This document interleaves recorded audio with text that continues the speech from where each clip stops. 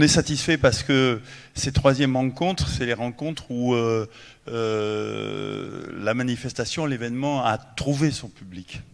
Et il l'a trouvé à la fois, vous avez été nombreux, vous avez été fidèles, merci à vous, hein, puisque vous avez été plus de 10 000 à assister à au moins une conférence.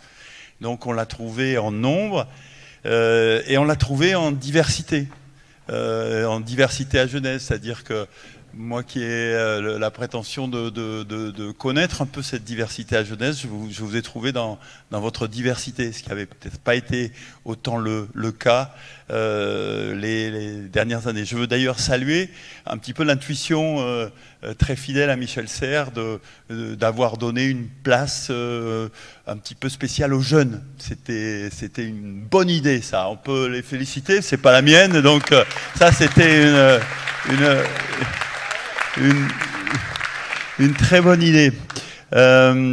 Après, moi, j'ai deux petites choses à dire. Là, je suis aussi satisfait parce que, quelque part, moi, je suis aussi le gardien du temple, dans le sens de pourquoi on a fait ça. On a fait ça pour faire mémoire de Michel Serres, parce qu'on a une espèce de conviction de fond qu'il y a là une source qui peut éclairer l'avenir. Donc j'ai vraiment la profonde satisfaction que ce soir Michel est heureux. Hein, il a regardé tout ça et il est heureux. Il faut qu'on garde cette volonté, que c'est pas un événement banal. Il faut qu'il soit fidèle à la philosophie et fidèle à Michel Serres dans les champs qu'il a ouverts, dans les débats qu'il a ouverts, même si on a la possibilité de le critiquer. Moi, je le connaissais bien, Michel Serres. Il n'était pas gentil avec les élus. Et donc, je lui disais, tu te trompes sur le pouvoir, tu n'es qu'un cathare. Et donc, tous ces débats, je les avais avec lui. Donc, j'ai trouvé notre manifestation très fidèle à Michel Serres et je voulais en remercier ceux qui ont fait le travail et d'abord toi, David. Hein, et derrière le groupe d'amis, vous pouvez le féliciter. Et donc à nous de rester fidèles à cette source. Je terminerai un petit peu par ça. Cette manifestation, elle est la propriété commune de la ville d'Agen. Hein, globalement, et de l'agglomération, élargissons, soyons fous, de l'agglomération du département, si vous voulez bien. Mais, ouais, on se calme. Bon, elle est à nous et elle est à vous. Donc, et moi je vous connais parce que certains d'entre vous, vous êtes profs, vous êtes to-be, vous êtes tout ça. Et je voudrais qu'il y ait quand même une vraie démarche collaborative. Donc écrivez-nous, suggérez-nous des choses, que ce soit sur les modalités. Moi j'ai vu des choses, les micros de la salle de la mairie, ça marchait pas, etc. Bon, tout. Mais ça c'est le ras du sol, c'est les pâquerettes, etc. Mais emparez-vous de la manifestation. Hein. Bien évidemment, il va falloir que David, le conseil d'administration, il planche sur le prochain thème. Ben, qu'est-ce que vous souhaiteriez ? Hein, donc, et je vous retourne la question. Il faut qu'il y ait une vraie démarche collaborative. Elle est à nous, cette manifestation. Elle grandit bien. Et je suis très heureux, donc encore une fois, que la 3e édition était celle de vraiment d'une belle croissance. Mais maintenant, il faut qu'ensemble, collectivement, on s'en saisisse et on continue d'en faire le lieu où, justement, j'ai bien aimé la phrase là, de Benassayac là, qui disait, bon, allez, il faut qu'ensemble, on fasse en sorte que le futur ne soit pas une menace. Et ça, c'est Michel. Optimisme, lucidité. Voilà. Très bien, très bonne synthèse. Merci beaucoup, messieurs et dames. Et je salue tous ceux qui l'ont éclairé de leurs compétences. À toi, David. Merci. Alors moi, je vais être très bref parce qu'il y a plein de gens passionnants qui sont prêts à répondre à vos questions. Juste pour vous remercier vraiment du fond du cœur d'être venus si nombreuses et si nombreux. On avait espéré 10 000 réservations. Alors on est un petit peu déçus parce qu'on en a fait 9 892. Bon. Mais si on ajoute les 150 de la conférence de Maurizio Ferraris qui n'a pas pu venir malheureusement pour des raisons de santé, on a passé la barre des 10 000, donc on est sur une progression qui est intéressante puisque voilà. On a fait 6 000 la première année, 8 500 la deuxième et là 10 000. Donc on veut continuer à maîtriser cette croissance tout en restant, Laurence, tu le dis souvent, convivial. C'est-à-dire que l'état d'esprit très familial, très chaleureux, cette convivialité du Sud-Ouest qui frappe beaucoup les intervenants, puisque chaque année, ils et elles me le disent, on va essayer de le préserver pour les autres années, y compris si on est amené à travailler sur des thèmes difficiles et lourds. Et puis, voilà, d'un mot, moi je repars assez fatigué, mais heureux de voir qu'on peut mettre 350 personnes dans une salle pour se demander si les intelligences artificielles ont un corps. Heureux de voir qu'il y a 180 personnes dans une salle qui posent des questions sur la régulation et le droit des algorithmes. Voilà, ça veut dire que ces sujets intéressent, ça veut dire qu'il y a une envie de débat, il y a une envie de connaissance. Et ça me rend profondément optimiste. Merci à toutes et tous pour votre participation et on espère vous voir encore plus nombreux l'année prochaine. Et puis bien sûr, merci à Martin et Sven, nos commissaires, qui ont fait un travail, je le dis, de programmation remarquable. Il y a peu de festivals où il y a une telle qualité éditoriale. Et merci évidemment.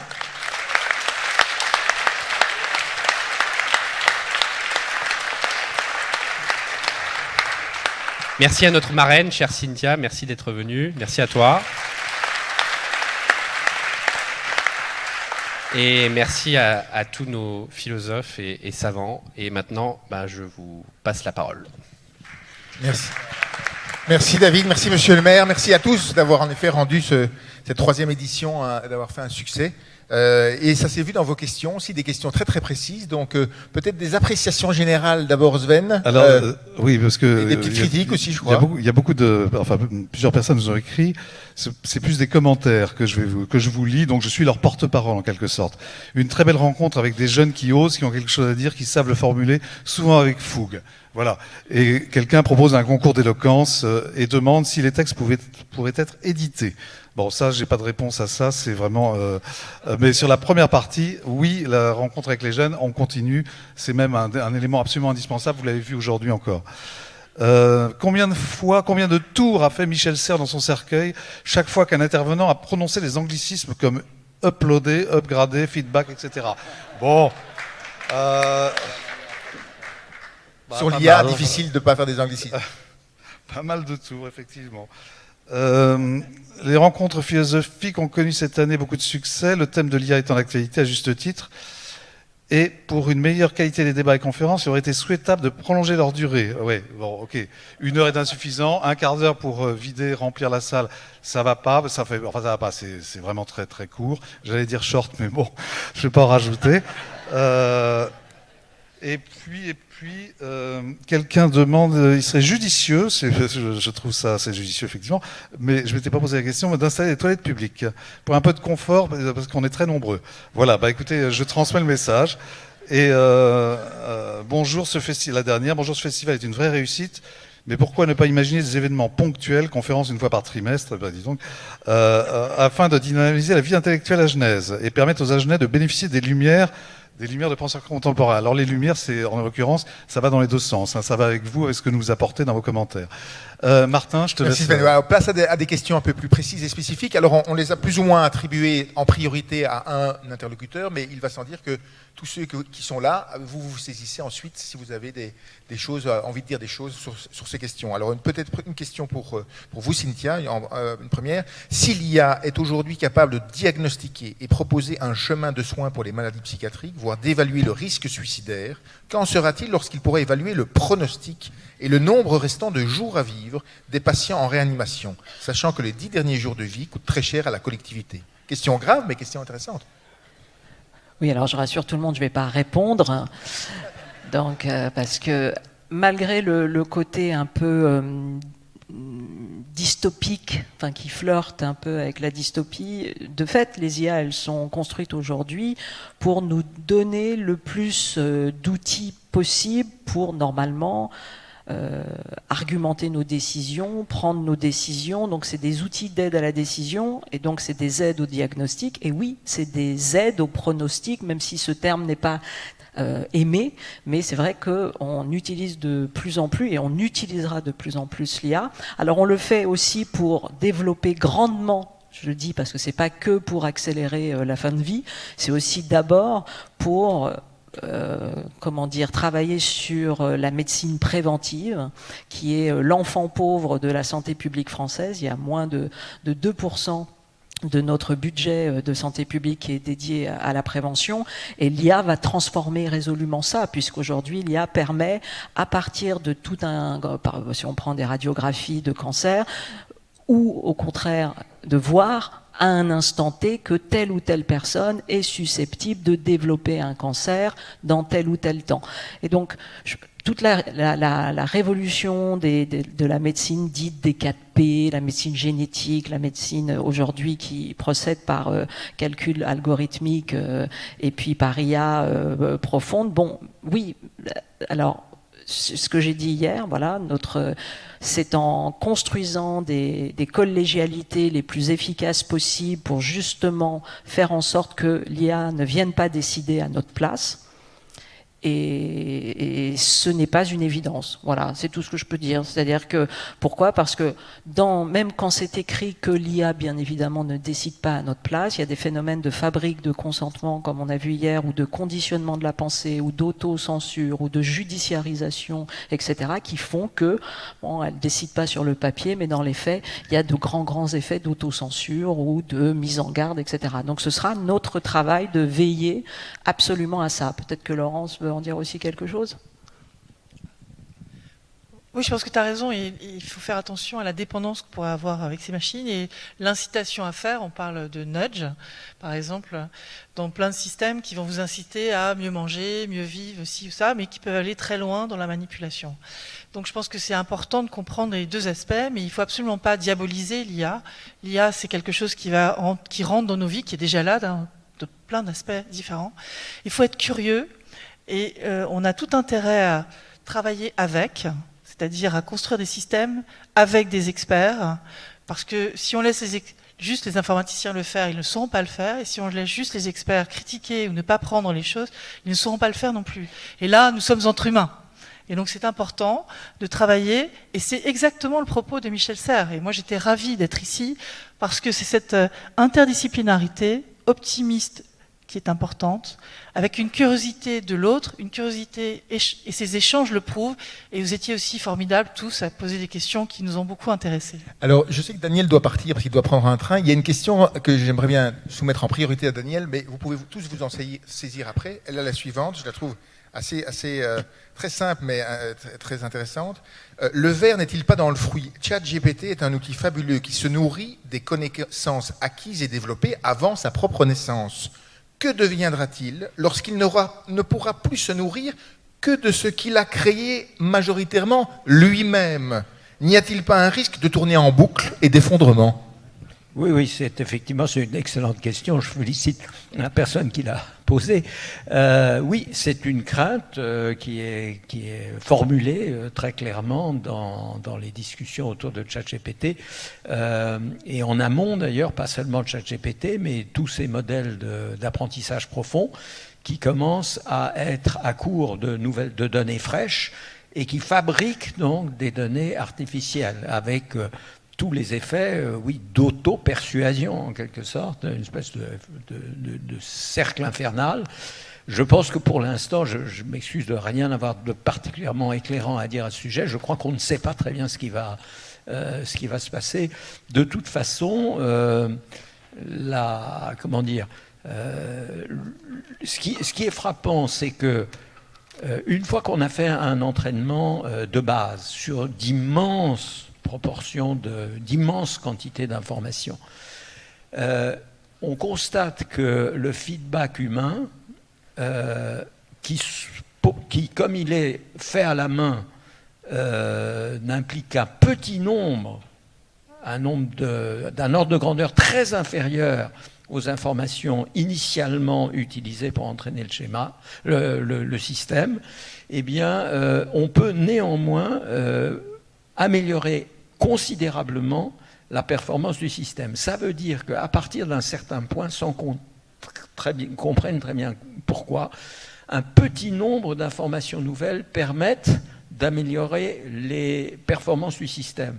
Et donc, l'activité humaine ne va pas s'interrompre du jour au lendemain, parce que, bon, de nouveaux livres, de nouveaux articles, de nouveaux blogs, de nouvelles manifestations de l'intelligence humaine vont constamment rejaillir. Et il pourrait, en fait, que cela suffise à améliorer les performances des systèmes sans qu'on soit obligé de recourir effectivement à ce système circulaire dans lequel ChatGPT se nourrirait lui-même.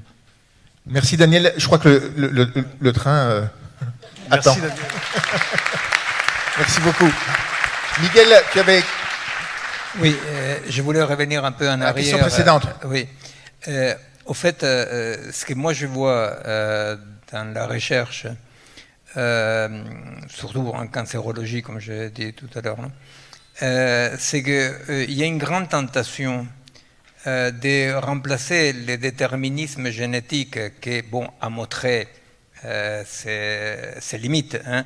Vous savez, les choses se passent comme si rien n'était, c'est-à-dire, mais on avait découvert tout le génome humain, on avait tout, et tout à coup, hop, on ne parlait plus, n'est-ce pas? C'est comme à chaque fois qu'on crée une cellule artificielle, après, l'année prochaine, la première fois on a créé, et on oublie qu'on n'avait pas créé. Bon.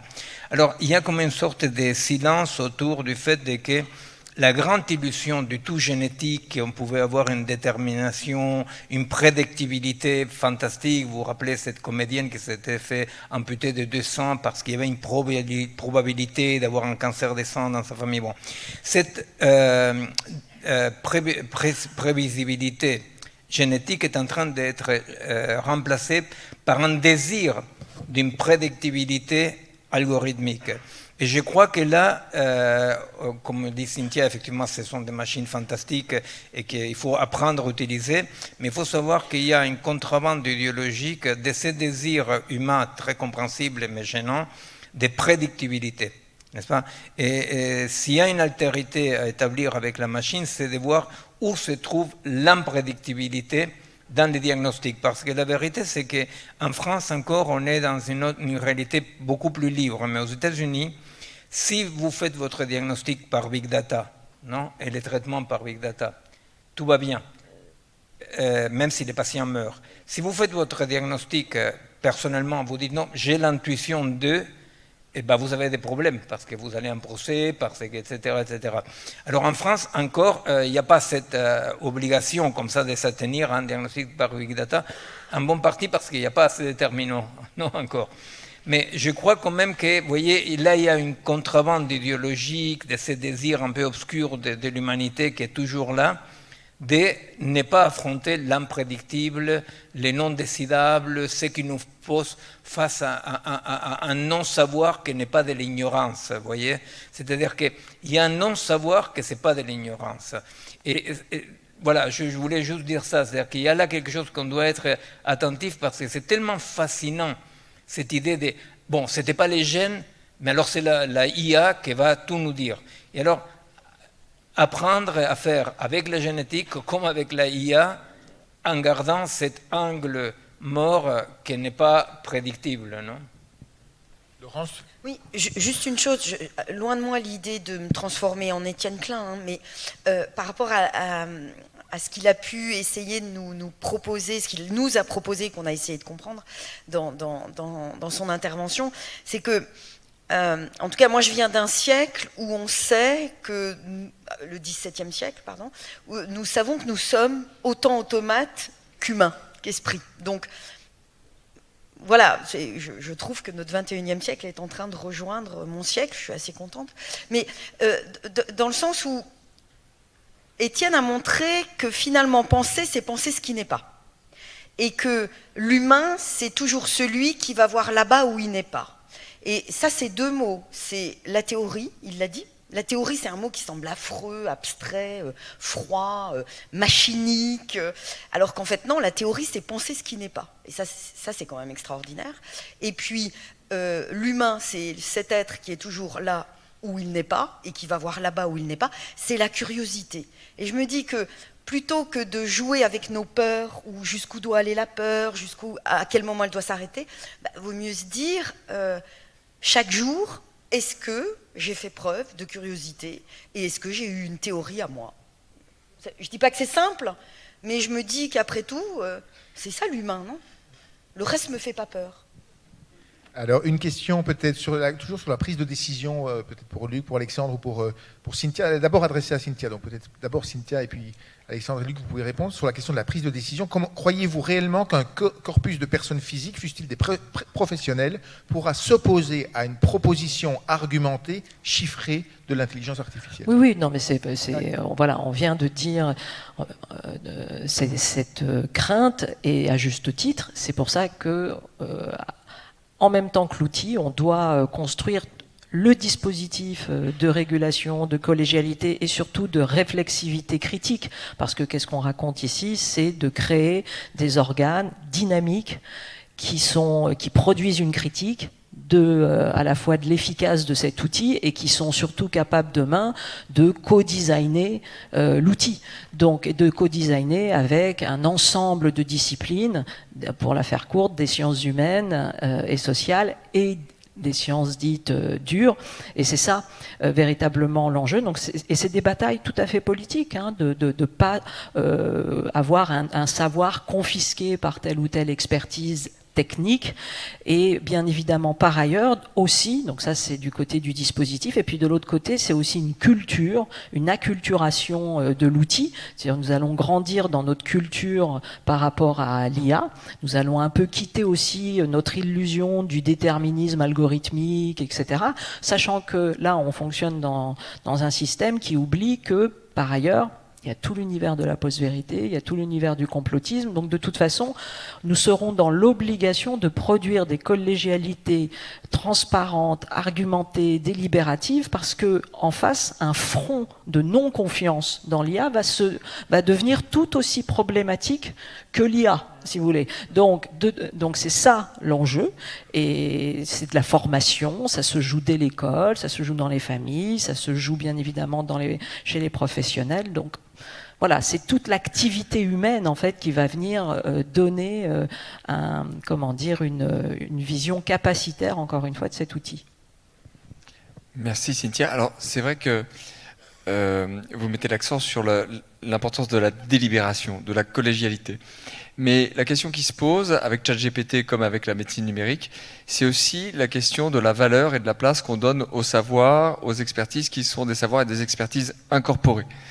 Quand est apparu ChatGPT, il y a 1 an, une des questions que je me suis posée, c'est si cet outil se perfectionne à l'infini, que pourra-t-il produire en littérature? Ou que ne pourrait-il pas produire?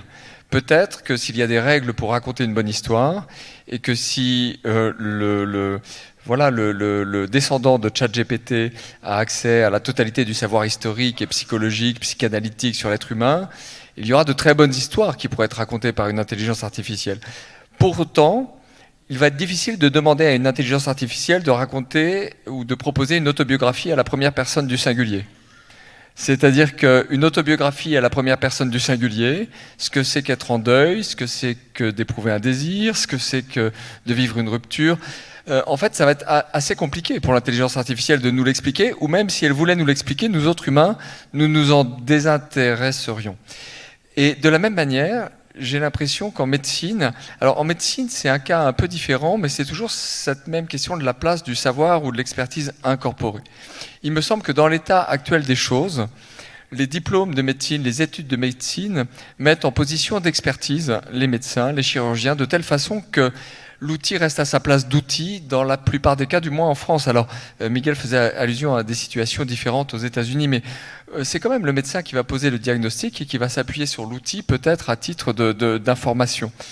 De même qu'il y a beaucoup d'appareillage dans les hôpitaux, mais c'est à la fin le chef de service qui va prendre les décisions et les décisions lourdes. Alors, c'est peut-être un peu utopique de ma part de penser que ça se maintient, mais il me semble que nous avons là des agents qui sont en capacité d'imposer leur savoir incorporé par rapport à des recommandations des logiciels d'aide à la décision. C'est beaucoup moins le cas dans la sphère privée.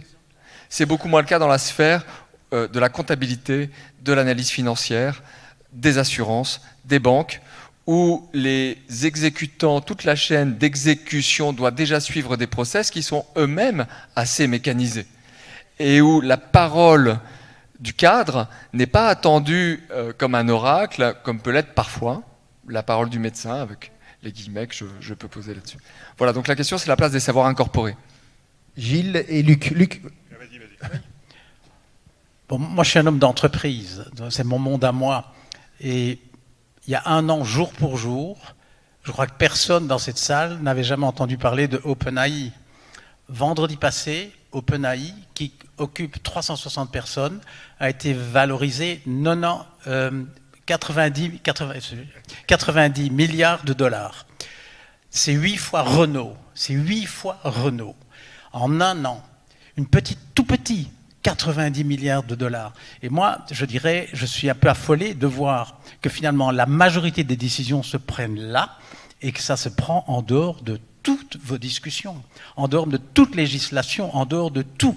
C'est une question d'argent. On a encore de la chance aujourd'hui. Je ne crois pas qu'il y ait vraiment de malveillance derrière ça. Je ne crois pas. Imaginez une seconde quelqu'un de malveillant d'ailleurs, ça fait peur. Je dirais, tout le monde compare avec la bombe atomique. Bon, quand on regarde le film Oppenheimer, on voit des gens qui parlent, qui discutent, qui argumentent, et finalement, on fait exploser la bombe. Si on fait un jour un film sur ChatGPT, ce sera exactement l'inverse. Dans la première minute, la bombe explose. Et puis on dit, mais qu'est-ce qu'on va faire? Et on commence seulement à réfléchir. Donc ça fait un petit peu peur. Gilles? Merci. Oui, je crois qu'il est important, il y a un certain nombre de forteresses qu'il est important de prendre, un certain nombre de forteresses pour lesquelles il est important de mettre toute son énergie pour les assiéger et les prendre, parce que c'est essentiel pour nous. Mais il faut faire attention de ne pas tenter de prendre des forteresses vides ou des forteresses imaginaires. Et donc, par exemple, la question du déterminisme biologique, du déterminisme génétique. Bon, moi, je n'ai jamais lu les travaux d'un généticien qui disait une fois qu'on aura complètement décodé le génome, on saura tout sur tout. Alors, si on cherche, je suis sûr qu'on va en trouver un ou deux. Et c'est bien de les réfuter, et c'est bien de dire qu'ils ont tort. Mais de la même manière, j'ai entendu tout à l'heure le mot déterminisme algorithmique. En fait, c'est un oxymore. Je veux dire, déterminisme et algorithmique vont pas du tout ensemble. 90% des algorithmes qu'on développe aujourd'hui sont des algorithmes non déterministes. Internet ne marche que parce que les algorithmes de routage sont non déterministes. Et donc, un des problèmes qui est posé par les modèles massifs de langage sont précisément qu'ils ne sont pas déterministes. Ce matin, il y avait un débat sur les jeux vidéo qui expliquait que c'est le drame, c'est qu'on pose deux fois la même question et on a deux réponses différentes. Voilà. Et donc, il n'y a pas du tout de risque d'un déterminisme algorithmique dans la santé, dans le pronostic, etc. Au contraire, moi, j'aurais un petit peu tendance à éviter de demander trop de pronostics à ChatGPT. Si un jour il me répond une semaine et le lendemain il répond un siècle. Vous voyez, c'est une situation qui n'est pas tout à fait facile à vivre quand vous avez deux réponses qui sont aussi différentes. Une réponse de Miguel. La question, ce n'est pas le déterminisme, c'est la prédictibilité. Alors s'il n'y a pas de déterminisme, il n'y a pas de prédictibilité. Non, pas du tout. Pas du tout, parce que tu sais très bien, comme je disais tout à l'heure, avec un problème de prononciation, qu'il y a des phénomènes au-dessous d'un seuil qui est absolument non déterministe, correspondent des formes absolument déterminées, prédictibles. Donc le fait que les algorithmes ne soient pas déterministes ne veut absolument pas dire que les formes émergentes ne soient pas dans une prédictibilité, que c'est ce qui se passe.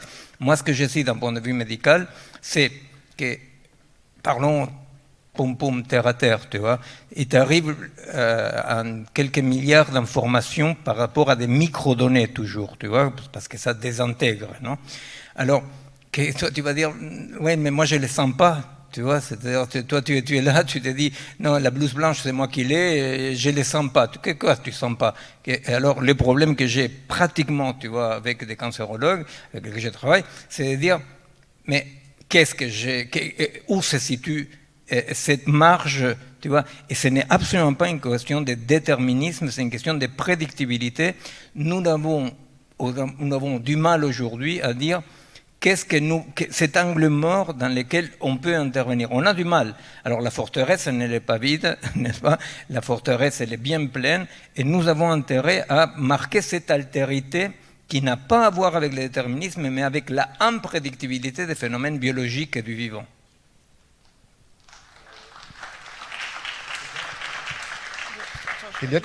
Non, je voulais juste indiquer que, justement, comme ce point est essentiel, il est au cœur aujourd'hui des discussions, notamment s'agissant de la régulation, et s'il y a peut-être une forteresse contre laquelle il faut se battre et mettre de la force pour l'assiéger, c'est justement faire en sorte que ce contrôle humain ne soit pas qu'un porte-étendard un peu vide, un fauné, mais qu'il soit rempli justement des process, des dialogues qu'il faut bâtir avec l'ensemble, la communauté des experts, également la société civile, pour organiser ce débat et d'équiper aussi les experts pour maintenir justement cette possibilité de sentir les choses qui sont aussi indispensables dans le domaine de la santé, dans bien d'autres domaines également, comme celui de la justice notamment. Nouvelle question. Une question, je ne sais pas pour qui d'ailleurs, mais peut-être l'un d'entre vous en tout cas. Quel conseil donneriez-vous à une étudiante ou un étudiant qui prendra la voie de l'enseignement à l'heure de l'intelligence artificielle? C'est-à-dire en gros, est-ce que les profs c'est fichu? C'est ce que je comprends. Donc, à l'arrivée de ChatGPT, moi j'avais écrit un article en disant qu'il fallait absolument éduquer les enfants sur la façon d'utiliser cet outil. Et je pense que c'est important que les professeurs puissent apprivoiser ces outils, montrer leur intérêt et en même temps demander un certain nombre de choses hors outils. On a besoin des deux. Il ne faut pas perdre en qualité de réflexion seule, mais il faut être capable de déconstruire la réponse d'un chat GPT. Il y avait un très bon article de HEC qui montrait aussi que quand on demande le même problème à des étudiants, ceux qui partent from scratch et les autres partaient de la finalité proposée par le système, eh bien on voyait bien les biais. Et les meilleurs étaient plutôt ceux qui venaient from scratch, parce qu'ils avaient réfléchi par eux-mêmes et qu'ils avaient amené leurs théories, leurs références, etc. De l'autre côté, c'était plus normé, et il y avait aussi le fait qu'on ne remet pas forcément en question les idées majeures qui sont données. On va remettre en question les détails, il y a des biais d'ancrage, si ça va un peu dans votre sens, vous ne les remettrez pas en question. Et je pense que ça demande beaucoup d'éducation. Et pour reprendre l'exemple des médecins, moi aussi, je suis en contact avec des professionnels qui travaillent en cancérologie du sein, quelqu'un qui avait 30 ans de cohorte, et il me disait, en fait, c'est génial à quel point l'outil peut m'être utile, mais moi, je sais déceler les faux positifs, c'est-à-dire que de temps en temps, la machine se trompe. Elle n'est évidemment pas à même de répondre toujours quelque chose de satisfaisant. Elle se trompe, de la même façon qu'on peut se tromper. Et c'est cette habitude qu'il faut avoir. Et lui disait, moi je vois à peu près les fausses pistes et je suis capable de redemander à la machine des informations. Les jeunes médecins qui débarquent, ils n'en sont pas capables. Ils vont prendre beaucoup de faux positifs comme étant des décisions. La machine va donc influencer leur diffusion, et derrière, ça veut dire des biopsies en plus, de la dépense d'argent pour la collectivité, et c'est donc en collectivité qu'il faut qu'on construise cela. Construise en fait les bonnes façons d'utiliser, les mauvaises façons, mutualiser l'expérimentation. On est obligé de faire ça pour l'école, pour la médecine, pour tout. C'est pour ça que j'engage en fait que ça soit dans chaque métier. On ait besoin, demain, qu'est-ce que va faire cette professeure? Eh bien, il faudrait qu'elle ait cette capacité d'apprendre. Et c'est pas forcément si compliqué. Ma voisine va vous le dire. Non, juste très rapidement, parce que je l'ai dit un matin, j'ai mes élèves qui m'ont dit, vous savez, madame, ChatGPT va vous remplacer très vite. Bon, voilà. Alors, j'ai pensé à deux choses. D'abord, je pense, et peut-être que je parle que pour la philosophie, mais c'est pas certain. Je pense qu'il y a quelque chose que nous pouvons cultiver avec nos intelligences pas artificielles, c'est l'hyperbole. Je vais vous choquer, l'exagération. Parce que ce que j'ai pu lire de production, mais ma voisine va me dire que c'est plus sophistiqué, mais ce que j'ai pu lire, et tu m'as fait passer un test cet après-midi, de ChatGPT, pour l'instant, c'est mou. C'est pas faux, c'est pertinent, c'est pas bête, c'est mou. Et moi, j'aurais jamais fait de philosophie si ça avait... Mou, tu veux dire? C'est mou, c'est mou. C'est quoi mou? Il y a de la mollesse, c'est général, un peu bateau, il n'y a pas de nerfs.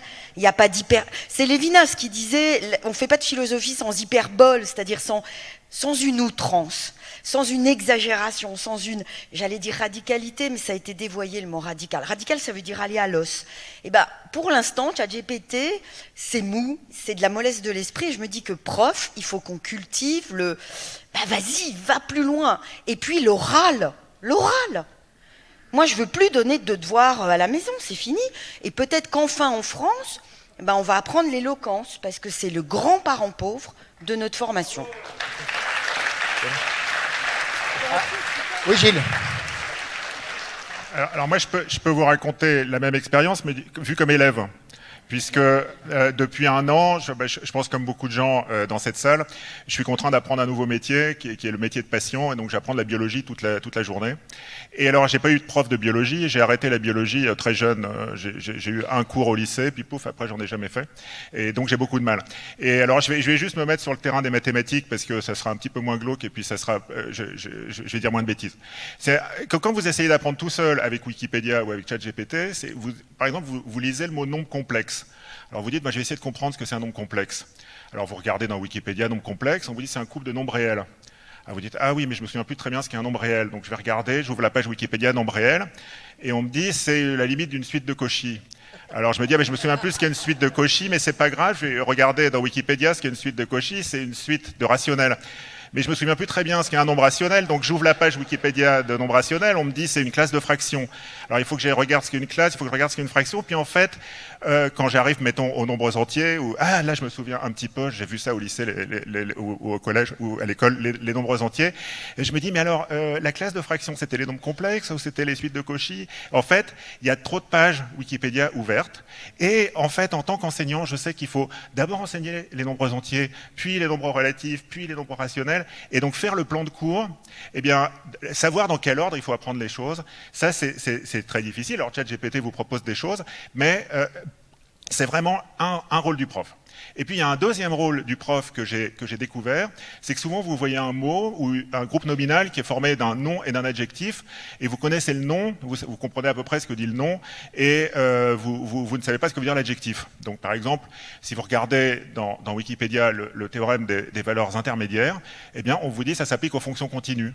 Bon, vous dites, mais alors, je sais ce qu'est une fonction, mais je ne sais pas ce qu'est continu. Aujourd'hui, c'est pas grave, ça doit s'appliquer à toutes les fonctions. Ou alors, vous regardez par exemple les dates de naissance d'Archimède. Alors, on vous dit Archimède, il a vécu au IIIe siècle. Vous dites, ok, super, c'est il y a 17 siècles, 18 siècles. Puis après, il y a un truc que vous ne comprenez pas, c'est AVJC. Vous dites, ça doit être un bout du IIIe siècle, là, il doit y avoir bon, voilà. En fait, non, l'adjectif change beaucoup la signification du nom. Et alors ça, il y a quelque chose qu'on fait quand on enseigne. On dit, fais attention là, ça marche que pour les fonctions continues, et on va te donner un contre-exemple pour les fonctions pas continues.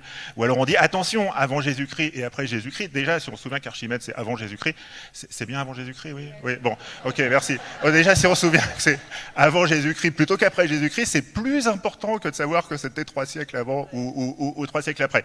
Et donc là, le prof est là pour montrer ce qui est important. Et Wikipédia, pas plus que ChatGPT, vous voyez, continue avant Jésus-Christ, après aucune importance.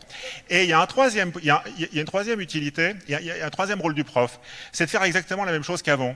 Par exemple, il faut apprendre aux élèves à faire des multiplications. Alors, il y a un certain nombre de gens qui vous disent, mais c'est pas la peine d'apprendre aux élèves à faire des multiplications, puisqu'il y a des calculatrices qui font des multiplications. Mais bien entendu, quand on dit qu'il faut leur apprendre à faire des multiplications, il faut leur apprendre à faire des multiplications avec des calculatrices. Donc aujourd'hui, c'est pas vrai qu'il n'est pas nécessaire d'apprendre aux élèves à faire des résumés, puisque ChatGPT peut faire des résumés. Il est nécessaire de leur apprendre à faire un résumé avec ChatGPT. Si vous avez déjà essayé de faire un résumé avec ChatGPT, vous savez que ça demande une certaine habileté. Il faut bien poser la question à ChatGPT, il faut bien choisir le texte, enfin, donc il faut, et même il faut avoir un avis sur le résumé, parce que ChatGPT fait un résumé, des fois on n'est pas tout à fait d'accord avec la manière dont il l'a fait. Et donc il faut se dire, on fait la même chose qu'avant, on apprend à faire des multiplications, des résumés, etc. On apprend par exemple, moi j'ai appris à utiliser l'imparfait du subjonctif seulement après que j'ai pu regarder en ligne. Parce que, bien entendu, pas plus que vous, je ne sais s'il faut dire que je... bref. Mais alors, en revanche, comme j'y ai accès en direct, eh bien maintenant, je peux utiliser ce temps. Alors qu'avant, je ne pouvais pas, puisque je me trompais tout le temps. Mais bien sûr, je peux l'utiliser qu'à l'écrit. Et donc, j'attends d'avoir un ChatGPT dans la bouche qui me permettra de dire... Donc, je dirais à voix basse, je dirais... le verbe falloir à l'imparfait du subjonctif, et hop, ça sortira, et vous croirez que c'est moi qui l'ai dit. Merci Gilles. Sven, une autre question? Alors dans un genre très différent, c'est vrai qu'il y a un des absents un des thèmes absents, pas totalement absent, mais quand même assez absent de ces rencontres, faute de temps, c'est l'écologie. Et donc une question, des millions de mètres cubes d'eau à réchauffer, des térawattheures d'énergie à consommer, est-ce que l'IA va devenir le premier fléau humain? Question, est-ce que quelqu'un veut se lancer? Écologie numérique.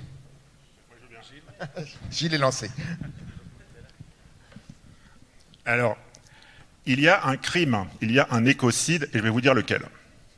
Donc, d'abord, il faut savoir une chose, c'est que l'énergie, ça ne se consomme pas. Donc, dès que vous entendez le mot consommation d'énergie, c'est faux. L'énergie, ça se transforme, ça se dissipe, mais ça ne peut pas se consommer. Et donc, il y a un certain nombre d'activités de transformation de l'énergie. Par exemple, quand vous transformez de l'énergie électrique en énergie mécanique, donc vous faites tourner une roue avec un moteur électrique par exemple, eh bien quand vous allez freiner la roue, l'énergie mécanique va se transformer en énergie thermique. C'est-à-dire d'abord l'électricité vous sert à fabriquer un mouvement mécanique, et puis quand vous arrêtez le mouvement mécanique, ça devient de la chaleur. Et ça c'est de la dégradation, c'est de la dissipation d'énergie. Et de la même manière, quand vous faites un calcul, vous dissipez nécessairement un peu d'énergie. Et on sait exactement quand et on sait exactement combien, c'est-à-dire c'est à chaque fois que vous effacez de l'information, que vous augmentez l'entropie et donc que vous libérez de l'énergie, que vous dissipez de l'énergie. Et on sait qu'en gros, si vous êtes familier avec les puissances de 10, c'est de l'ordre de 10 puissance moins 21 joules à chaque fois qu'on efface un bit. Donc c'est pas beaucoup d'énergie qu'on dissipe. Alors, je me suis rendu compte qu'il y a un certain nombre de gens qui agissent mal, qui commettent un crime. Alors ces gens, ils transforment de l'énergie électrique ou de l'énergie chimique en chaleur sans en profiter pour faire un calcul. C'est-à-dire, ils ont chez eux des appareils monstrueux qui prennent de l'électricité et qui la transforment en chaleur. Alors, ça porte un nom horrible, ça s'appelle un radiateur. Et ce radiateur dégrade de l'énergie dans le but de chauffer ces personnes, si j'ai bien compris, mais n'en profite pas pour faire un calcul. Et donc, toute l'énergie qui est dissipée dans les data centers, ce qu'il faut faire, c'est la transformer, récupérer la chaleur pour chauffer les maisons. Et alors, il y a plein de manières de faire ça. Il y en a une qui est un peu macroscopique, qui consiste à aller laisser les data centers là où ils sont, c'est-à-dire essentiellement au fond de la mer, et puis à essayer de prendre un gros tuyau qui va aller chauffer la ville de New York. Bon, c'est assez compliqué. Et il y en a un autre qui est de remplacer vos radiateurs immoraux par des radiateurs moraux, c'est-à-dire des ordinateurs qui font des calculs, et qui, comme ils font des calculs, ils dissipent de l'énergie, et comme ils dissipent de l'énergie, ils chauffent votre maison en même temps. Alors ça pose un tout petit problème aujourd'hui, qui est un problème de sécurité, c'est-à-dire par exemple, le CEA ne veut pas que les calculs de la bombe soient faits sur votre radiateur, parce qu'ils pensent que vous pourriez avoir accès à l'information. Mais cependant, le vrai drame, c'est que des fois, on dissipe de l'énergie juste pour chauffer les maisons, et il faudrait utiliser cette énergie pour faire des calculs tout en chauffant les maisons, parce que ça, c'est vertueux. Ah, Miguel. Un peu un autre angle par rapport à la question écologie et IA. Empiriquement, ce n'est pas une fatalité, mais empiriquement, nous constatons que toute la tendance technologique actuelle va dans le sens de la dérégulation des cycles, va dans le sens de confondre limite et borne, non, en évoquant Kant. C'est-à-dire Kant, il va dire, j'imagine que tout le monde le sait, mais je le dis quand même, Kant va dire que, en se moquant un peu de Platon, il va dire que Platon agit comme cette colombe qui croit que sans la résistance de l'air, il pourrait voler beaucoup mieux. Et alors Kant va dire, c'est une différence entre limite et borne, n'est-ce pas? Alors les limites, c'est ce qui protège, c'est ce que, c'est ce qui nous permet d'être quelqu'un, d'évoluer, d'avoir des possibles. Les bornes, c'est ce qu'il faut dépasser. Alors pour vous dire, en borne, ça serait, si j'attache une aile de la colombe, ça c'est une borne. Par contre, si j'enlève la limitation de l'air, ça, c'est fait pizza par terre, la colombe. Bon, très bien.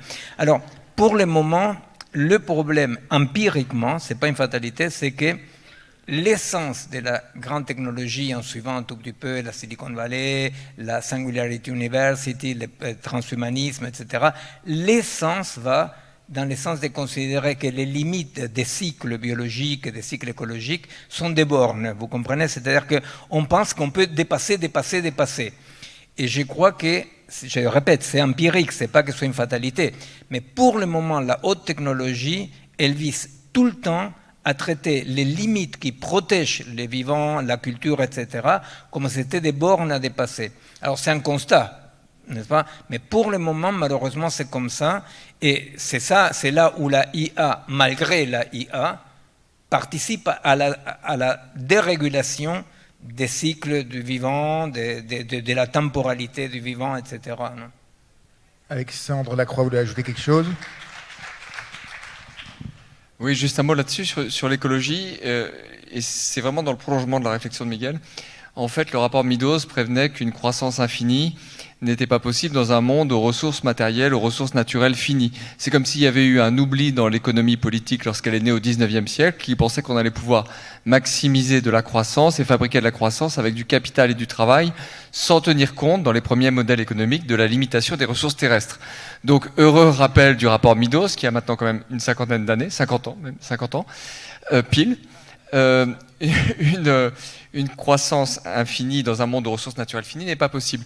Néanmoins, l'univers du virtuel et l'univers de l'informatique a laissé penser à un certain nombre d'entrepreneurs et d'acteurs économiques qu'on allait pouvoir poursuivre l'aventure de la croissance en se moquant en quelque sorte de la limitation des ressources naturelles. Pourquoi?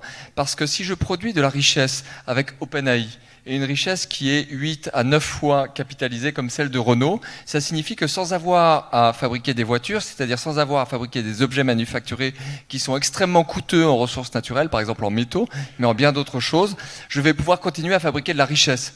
Vous voyez, en fait, ce qui a été vendu aux décideurs économiques, mais également aux décideurs politiques et aux décideurs et aux populations, je dirais, c'est cette illusion qu'on peut poursuivre le mouvement, mais en quelque sorte en apesanteur. Ce que rappelle utilement Gilles Dovec, c'est que ça consomme malgré tout pas mal d'énergie, cette affaire-là, mais je dirais aussi qu'il y a un danger inhérent à ne pas vouloir revoir la faille initiale du modèle. C'est-à-dire qu'on ne fait que différer le problème. On ne fait que différer le heurt avec le mur, mais le mur vient. Donc là, il y a un risque et quelque chose à réfléchir collectivement. Gilles, tu veux ajouter quelque chose? Au 19e, il y a déjà Malthus, c'est-à-dire cette idée, elle n'est pas nouvelle, c'est une idée, l'idée des limites, elle est là depuis toujours. Si je peux Laurence, rajouter quelque chose.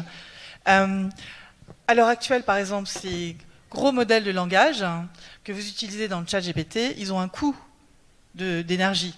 En eau, en métaux précieux, etc. On construit des machines, pour faire ça, c'est pas juste abstrait. Et on a des data centers énormes qui produisent, qui ferait mieux d'être nos façons de se chauffer peut-être.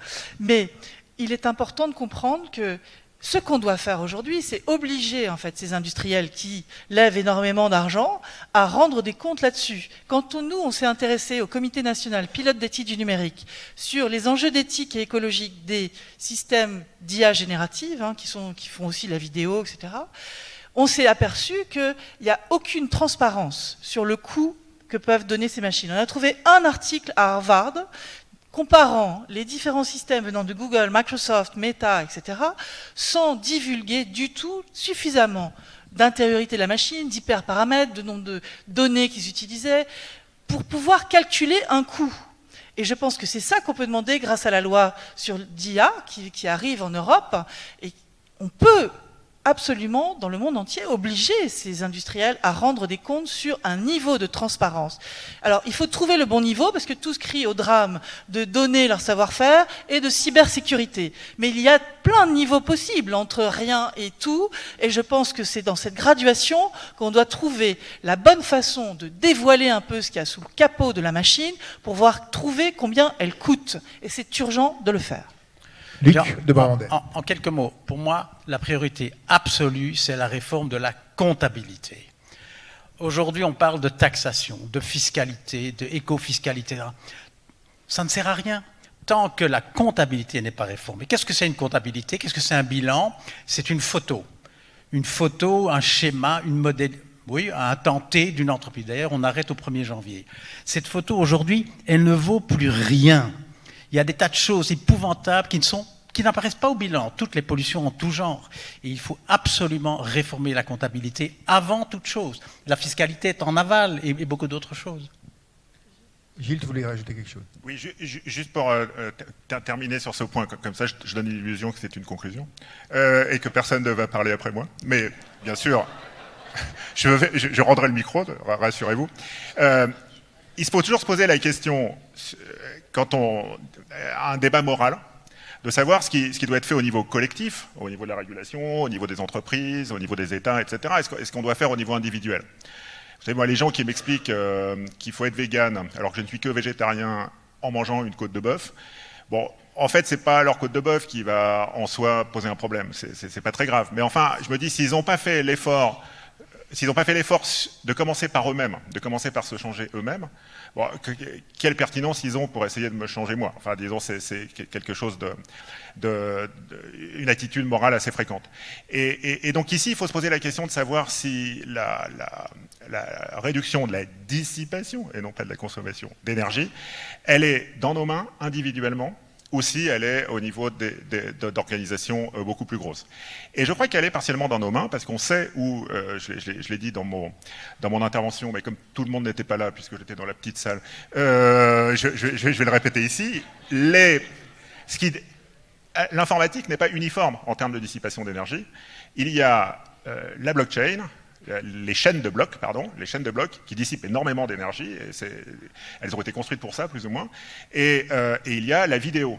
Donc arrêtez de regarder des vidéos, arrêtez d'envoyer des vidéos, c'est ce que vous pouvez faire vous-même pour lutter contre la dissipation d'énergie et pour lutter contre ces difficultés environnementales que pose effectivement l'informatique. Ça ne suffit pas, mais si vous ne commencez pas par vous-même, vous n'êtes pas très pertinent pour demander aux entreprises, aux États, etc. de faire plus.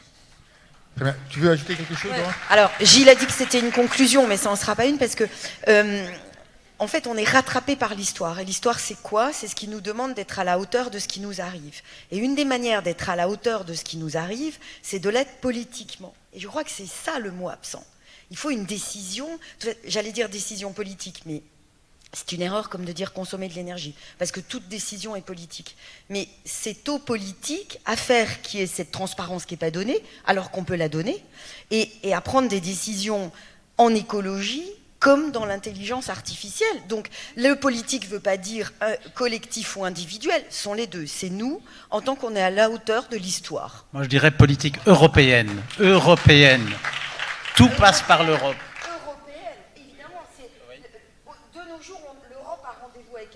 Jamais. Voilà, on est bien d'accord. Une question un peu grave sur un tout autre sujet adressé à Cynthia. Je ne voudrais pas la laisser sans réponse. Bonjour. Enseignante depuis 8 ans, je ressens de plus en plus un sentiment d'indignité, ou du moins d'une perte d'une certaine dignité. Comment continuer à être pleinement attentive à la dignité de l'élève en ayant soi-même un sentiment inverse? Merci. Oui, ben c'est une question, d'ailleurs, je pense qu'on pourra y répondre tous, et qui n'est pas que adressée à l'enseignant. Je pense que tous ceux qui sont, et notamment dans une institution publique, avec une obligation éventuellement de transmission, qui ont le sentiment que voilà, ils portent sur eux une charge, que ce soit celle de l'éducation, que ce soit celle de la santé, etc., etc. Si tout d'un coup ils sont atteints dans ce qu'on appelle le vocationnel, donc un sentiment existentiel abîmé, il y a plusieurs techniques aujourd'hui, hein. Il y a des techniques collégiales, de se tourner vers les pairs, éventuellement. Alors vous allez me dire que les pairs sont tout aussi fatigués que vous, bon, donc c'est pas grave, mais parfois en retrouvant justement cette collégialité, ben on retrouve et on dépasse son propre découragement. Et puis il faut se donner, je pense qu'il faut à la fois s'autoriser ce découragement et aller chercher de la force là où il y a là où il y a de la force, et encore une fois, ça peut être parfois dans les livres, ça peut être parfois auprès de tiers plus thérapeutiques, ça peut être parfois avec des syndicats et des approches plus politisantes et militantes. Il y a X façons de retrouver l'appétence à défendre la dignité, et même à partir de sa vulnérabilité. Donc ne pas croire que nos vulnérabilités précisément nous empêchent de défendre demain mieux la dignité. Mais encore une fois, il n'y a pas de recette. Il n'y a pas de recette, et j'en suis désolée. Mais ce qui est plus simple aujourd'hui, malgré tout, et je vais faire un lien avec, entre guillemets, le monde numérique, c'est qu'aujourd'hui, c'est plus simple d'identifier l'alliance, en tout cas avec vos N+1, et je ne le dis pas au sens hiérarchique du terme, mais au sens horizontal du terme, c'est plus simple d'identifier ceux avec qui vous allez créer une alliance pour défendre telle ou telle affinité élective. C'est plus simple, et donc si aujourd'hui vous perdez courage, ou vous avez un sentiment de ne plus pouvoir défendre la question de la dignité, etc., c'est plus simple d'aller identifier ceux qui éventuellement non pas pensent comme vous, mais ont produit des protocoles de résistance par rapport à ça. Ils peuvent les partager, on peut faire front ensemble, et donc d'une certaine manière, même dans ce monde qui est très désincorporé, il y a une possibilité de former des alliances solidaires d'un type nouveau assez efficace. Miguel, Gilles, des choses là sur cette question de une inquiétude forte sur la capacité qu'on a à défendre la dignité, la sienne et celle des autres? Moi, je pense qu'il y a une chose qu'il faut dire. C'est normal de se sentir mal parce que on est dans une société, dans un monde qui va mal. Et je pense que c'est là où il faut d'abord accueillir dans soi-même et chez les autres et dire oui, effectivement, c'est pas des problèmes toujours individuels, ce sont de moins en moins des problèmes individuels la cause du malaise. Et je pense que oui, qu'il faut se rendre compte qu'il y a des choses qui nous convoquent, que ça va mal et qu'il faut résister à ça. Et cette résistance ne peut pas être, de mon point de vue, une résistance individuelle, parce que plus on est dans l'individualité, plus on est piégé, n'est-ce pas? Alors, ce n'est pas une question d'individu ou collectif, c'est une question de sentir qu'on n'est pas qu'un individu, qu'on fait partie aussi d'un écosystème, qu'on fait partie d'une culture, n'est-ce pas? C'est-à-dire que sentir nos liens ne veut pas forcément opposer individu au collectif, mais ça veut dire sentir qu'on participe à une époque, qu'on participe à des processus, et que ces processus du vivant, de la culture, sont attaqués. Et alors, voilà, c'est-à-dire il faut d'abord dire oui, ça va mal, il faut dire c'est normal de se sentir mal quand ça va mal, et il faut imaginer de nouveaux modes de résistance, parce que si on n'imagine pas de nouveaux modes de résistance, tout ce qu'on fait, c'est on se plonge dans le mal-être, non? Alors moi, je pense que oui, c'est-à-dire que tu disais qu'il faut nommer la politique, moi je dirais, ce qu'il faut nommer, c'est le fait de que, oui, il y a besoin de résister à une destruction qui avance quand même. Merci Miguel. Alors, je vais demander, puisque Gilles a un peu péremptoirement décidé qu'il faisait la conclusion, je vais demander, vous avez remarqué que c'était consacré à Petite Poucette. Petite Poucette est une femme. Michel Serres avait cette idée que la révolution numérique qui était en cours était accompagnée d'une révolution sans doute anthropologique, qui est l'accession des femmes à une certaine égalité avec les hommes. Et vous remarquerez que nous avons eu le souci dans cette programmation de faire en sorte qu'il y ait des petites poussettes et des grandes poussettes. Elles sont ici à égalité avec les hommes, et c'est un souci de notre programmation qui n'est pas toujours évident à remplir. Et donc, pour la conclusion, je dis ça sans aucune démagogie, voilà. Pour la conclusion, je vais demander une conclusion provisoire à Laurence et une conclusion définitive à Cynthia. Conclusion provisoire. Alors, et toi, définitive. Je crois qu'en tant que Malcis blanc, je n'ai pas la parole. Conclusion provisoire. Alors, un de nos contemporains, qui a 400 ans cette année, disait qui fait l'ange, fait la bête. Je pense qu'il faut qu'on ajoute maintenant, donc Blaise Pascal, oui, dont c'est l'anniversaire cette année, et qui fait l'ange, fait la bête. Je pense qu'on peut dire qui fait l'homme, peut faire la machine. Et ce qui me frappe, c'est peut-être on doit prendre le problème dans l'autre sens et essayer de ne pas laisser de l'inhumain dans nos vies. Des jachères inhumaines, stériles, mécaniques, répétitives, un peu de la matière morte dans nos vies humaines. Donc, qui fait l'humain ne doit pas faire la machine. Merci. Allez. Non, mais Cynthia aura le dernier mot, hein, je te préviens. Oui, mais ouais. c'est parfait. Donc, ce que j'allais dire, elle est un peu dans le sens de ce qu'ont dit Cynthia et Miguel, c'est-à-dire, j'ai discuté avec beaucoup de sans-papiers, de demandeurs d'asile, de sans-logis, etc. Et je leur disais tout le temps, alors pas le premier jour où je les voyais bien entendu, mais mon but c'était toujours de leur dire, bon, arrête de pleurnicher et lutte.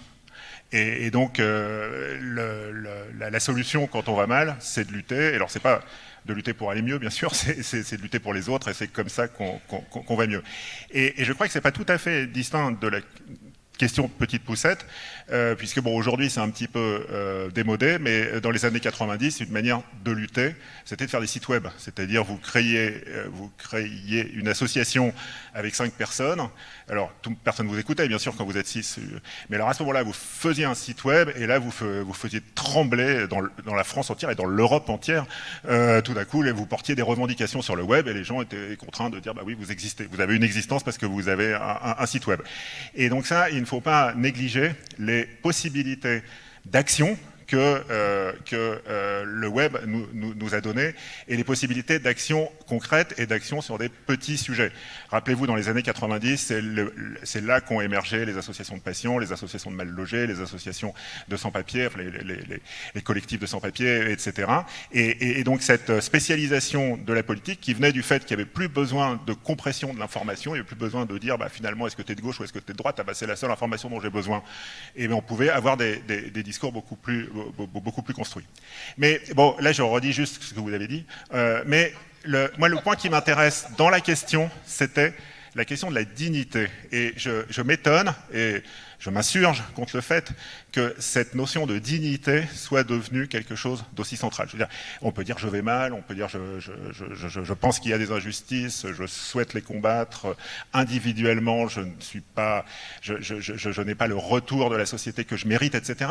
Mais cette question de la dignité est tout d'un coup devenue une espèce de mot-clé, une espèce de mantra, et chacun a le droit à avoir sa dignité.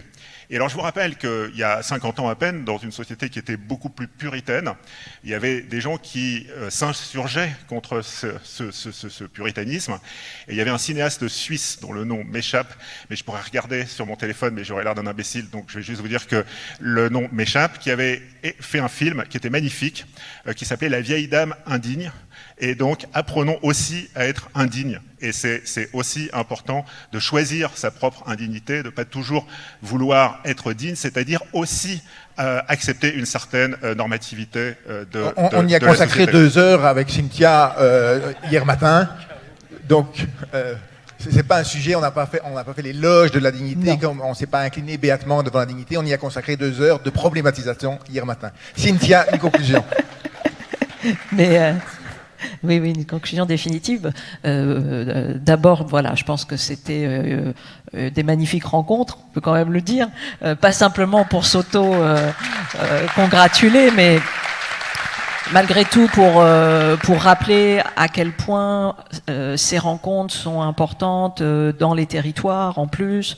Et je trouvais que le maire avait assez bien dit la chose, c'est-à-dire c'est une appropriation commune, c'est des communs, c'est la restauration et la nécessité de l'espace public, et c'est malgré tout absolument nécessaire. Ça nous permet aussi aller de façon plus ludique de commencer une formation, de nous former à ces questions.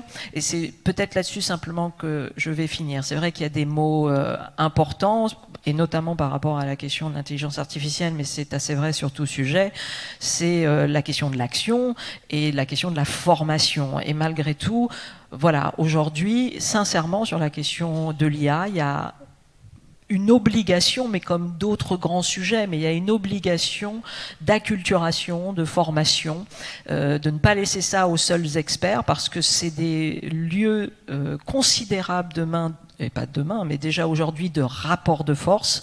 Et je vous l'ai dit, enfin je l'ai dit hier, c'est-à-dire que nous avons un accès à la citoyenneté qui est de plus en plus technicisé, et donc on a une citoyenneté qui...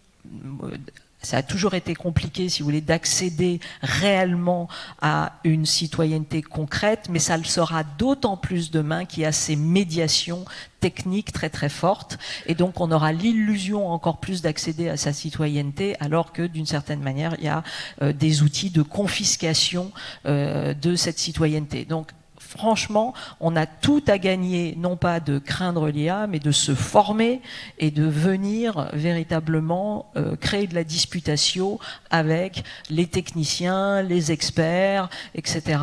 Parce que c'est comme ça, tout simplement, que cette IA restera, encore une fois, au service de notre contrat social.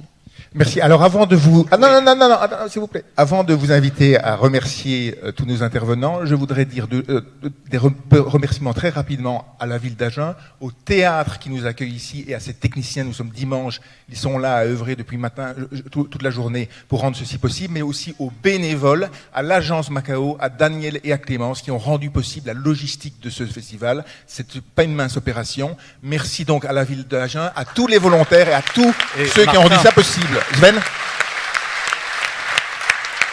Et j'ajoute, parce que vous avez vu qu'on est nombreux à cette table ronde, mais il y a d'autres acteurs, d'autres orateurs qui sont là, qui sont dans la salle. On a fait monter plusieurs personnes en fonction des questions qui étaient posées, donc ils ne sont pas tous là, mais à tous, je voudrais dire un grand merci d'être venus ici. Merci à tous et merci à vous. Et à l'année prochaine.